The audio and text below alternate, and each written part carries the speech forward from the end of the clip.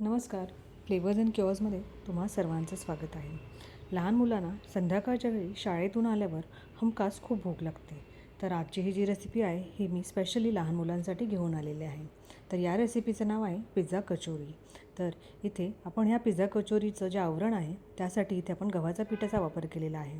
पण गव्हाच्या पिठासोबतच आपण इथे थोडंसं 2 ते 3 चमच तांदळाचं पीठ देखील वापरलेलं आहे आणि तेलाचं मोहन वापरलेलं आहे. त्यामुळे तुम्हाला खाताना कळणार देखील नाही की ही कचोरी जी आहे ती गव्हाच्या पिठापासून बनलेली आहे. सोबतच तांदळाचं पीठ वापरल्या कारणाने ती गव्हाच्या पिठाची जी कणकेची चव असते ती इथे मास्क होते आणि कचोरीचं जे आवरण आहे ते खस्ता आणि खमंग बनतं. त्यासोबतच आपण इथे स्टफिंगमध्ये वापरलेलं आहेत वेगवेगळ्या प्रकारच्या भाज्या जसं कॅप्सिकम, कॅरट, उकडलेला कॉर्न, बारीक चिरलेला कांदा, पनीरचे क्यूब्स आणि पिझ्झाचं फिलिंग यावं खाताना यासाठी आपण इथे वापरलेलं आहे चिली फ्लेक्स, ओरेगेनो आणि चीज, किसून घेतलेलं चीज. तर हे सगळं आपल्याला मिक्स करून घ्यायचं आहे.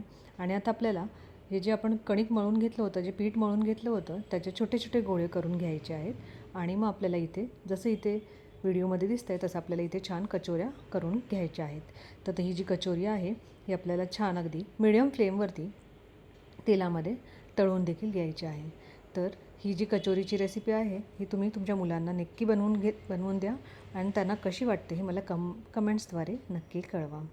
तर आपली आजची ही रेसिपी जर तुम्हाला आवडली असेल तर माझ्या चॅनलला लाईक, शेअर, सबस्क्राईब करायला विसरू नका. एन्जॉय.